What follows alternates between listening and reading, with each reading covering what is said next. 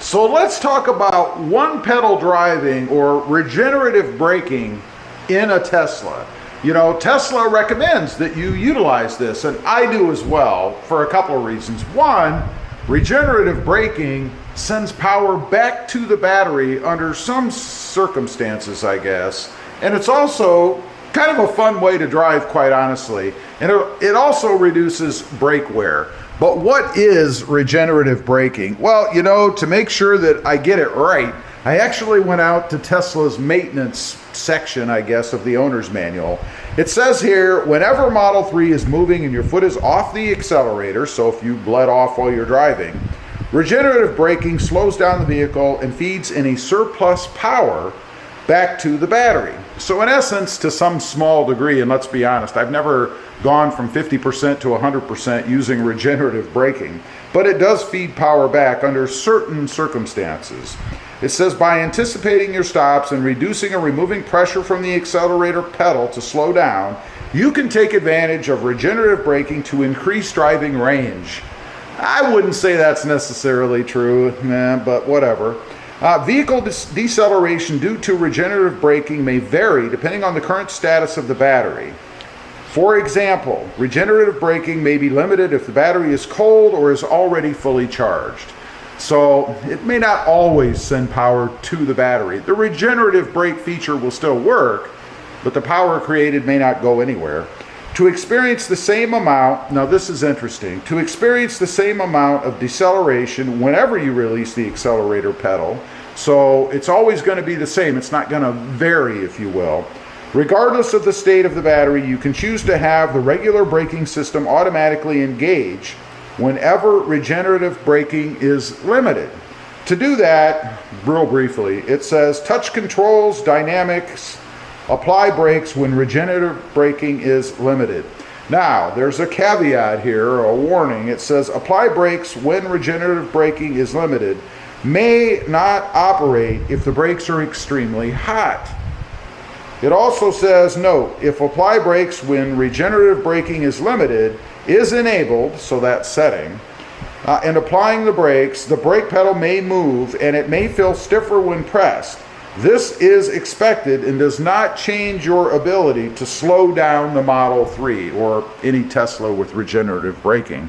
Now, the interesting part of regenerative braking is that there is a downside to it. And that is that if you're not using the brakes, they can develop corrosion or rust. But Tesla has a suggestion for that, and this I find interesting. You know, it seems that they want you to use regenerative braking, but they also suggest that you frequently use the brakes while driving the car so that you dry them out and clean them off, if you will.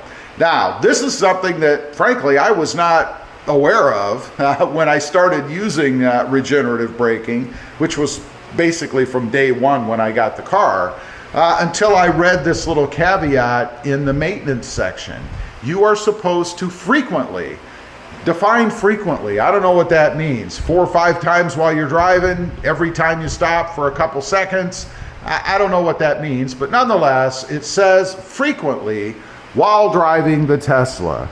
And again, that is to make sure that you keep the brakes cleaned off from any rust or corrosion, or dry them out. Particularly if you've just washed the car, let's say, for example, the brakes are obviously going to be wet. They're going to start to rust. If you've ever looked at brakes after you've washed a car, they always start to rust up and corrode immediately.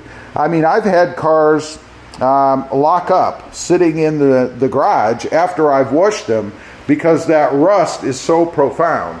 And I have to say, on my other channel, the Tacoma channel, I actually had a comment from somebody recently that they had their new Tacoma and that the brakes were locking up. In other words, there was the big thud, if you've ever had that happen, when you go to back up because the brakes have to break free, right?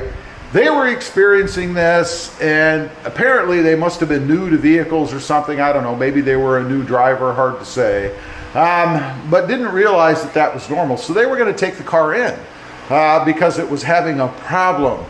It's not a problem. It's a natural function of two surfaces coming together and corrosion or rust occurring, right? So something to be aware of, I guess, with regenerative braking. While it is awesome to use, and I do highly recommend that you do, you still need to tap those brakes, according to Tesla, frequently to keep those brakes in good health.